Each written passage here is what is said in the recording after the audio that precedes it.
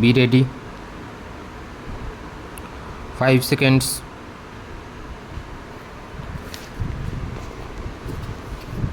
Start. International law is affected by the world becoming something bigger than the world narrow European community.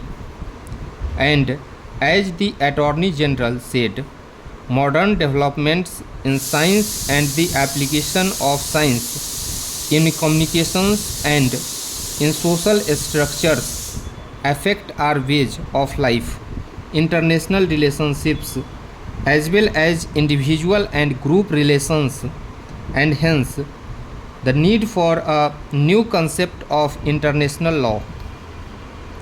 You have referred, Mr.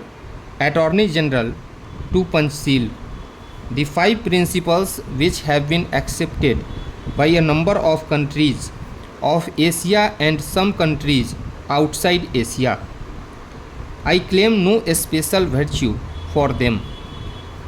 They are only some simple principles which, if adopted by nations in regard to international relationships, will not only lead us away from war but will establish healthy relationships. They are really simple, and I do not see how anyone anywhere can object to any of them. The recognition of sovereignty, non-aggression, non-interference in internal affairs.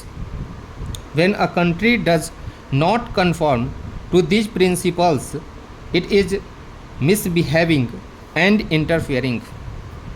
It is not acting according to the real basis of international law, which consists of non-aggression, non-interference, recognition of sovereignty, mutual respect, all these leading up to peaceful coexistence. Peaceful coexistence means coexistence of countries which differ in their policies. There is no point in saying that two persons or two countries who agree should exist peacefully. They do. There is no point in my saying that I should be tolerant towards my neighbor if he and I have no reason to differ.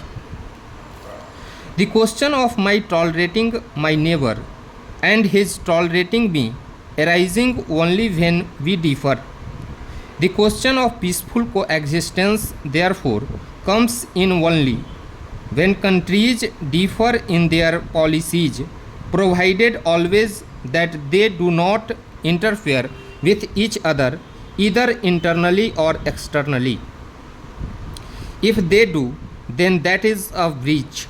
Therefore, I submit that these 5 principles, which are sometimes called Panchsheel, are a healthy basis for international relations, and I would further say in all humility that there is no other basis unless you accept the basis which leads to conflict, which of course is not our objective. Surely, international law should not encourage any attempt to compel or coerce a country to do something against its will, or to fall in line with something that will bring conflicts. There is great variety in this world. Are we going to produce uniformity through some measure of force, military or economic? Perhaps it would be a good thing if there were uniformity in basic principles, but that can only develop by argument, by reason, by discussion, by conversion. If uniformity should come about through force, that is not desired. Stop.